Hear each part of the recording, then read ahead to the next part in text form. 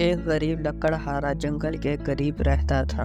لکڑیاں کاٹنے اور اس کو شہر میں لے جا کر بیچ دیتا۔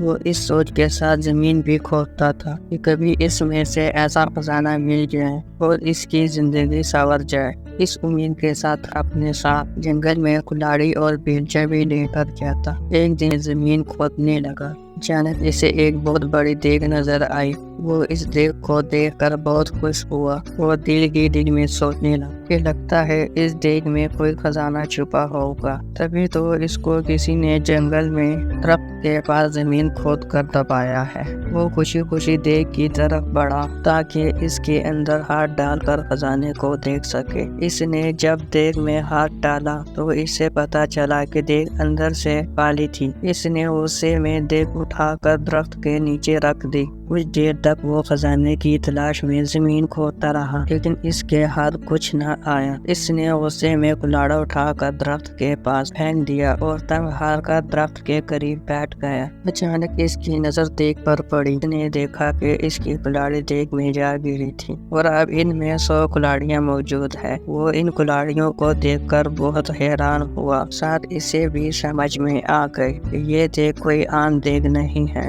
بلکہ یہ کوئی جادو والی دیگ ہے۔ تبھی اس کی ایک کلاڑی 100 کلاڑیوں میں تبدیل ہو گئی۔ وہ خوش اس دیگ کو اٹھا کر گھر لے آیا۔ لکڑہارے نے اس کو ایک کمرے میں چھپا دیا۔ رات کے وقت اس نے جادوئی دیگ کو دوبارہ آزمایا۔ جادوئی دیگ کو دوبارہ آزمانے کے لیے اس میں آم ڈالا۔ تھوڑی دیر بعد اس نے دیکھا کہ دیگ میں 100 آم ہو چکے ہیں۔ اب تو اس کا یقین پختہ ہو گیا کہ واقعی یہ جادو والی دیگ ہے۔ وہ اس دیگ سے سونے کے سکے وغیرہ نکال کر انہیں بیچتا رہا اور امیر ہو گیا۔ امیر ہونے کے بعد دوسروں غریبوں کی مدد کرتا تھا۔ اس کے پاس کوئی غریب شخص آتا تھا تو وہ کبھی بھی اسے خالی ہاتھ نہیں موڑتا تھا۔ یہی وجہ ہے کہ وہ اپنے ملک میں سخاوت کی وجہ سے مشہور ہو گیا۔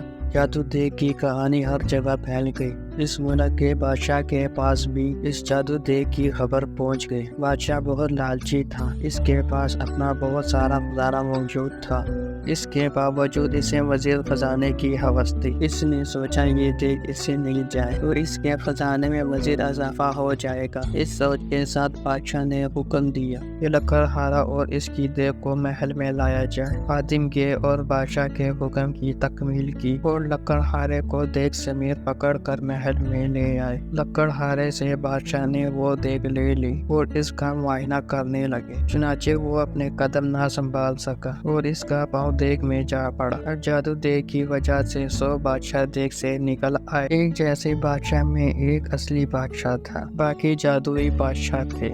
وہ سب دیگ کی لالچ کی وجہ سے ایک دوسرے سے لڑ پڑے۔ یوں سب نے ایک دوسرے کو جادو دیگ کی لالچ میں قتل کر دیا۔ یوں لالچ کی وجہ سے اصلی بادشاہ خود بھی مر گیا۔ لکڑہارے نے خوشی سے اپنی جادو کی دیگ پکڑی اور گھر چلا گیا۔ دوستو، اس کہانی سے ہم نے یہ سیکھا کہ لالچ کرنا بری بات ہوتی ہے۔ اگر کسی کے پاس آپ سے زیادہ اچھی چیز موجود ہے تو آپ اس سے حسد نہ کریں، بلکہ جو کچھ آپ کے پاس موجود ہے اس پر شکر ادا کریں۔ ہماری آج کی ویڈیو یہیں تک ہے۔ اگر آپ کو ہماری ویڈیو اچھی لگی ہو تو لائک کریں، سبسکرائب کریں۔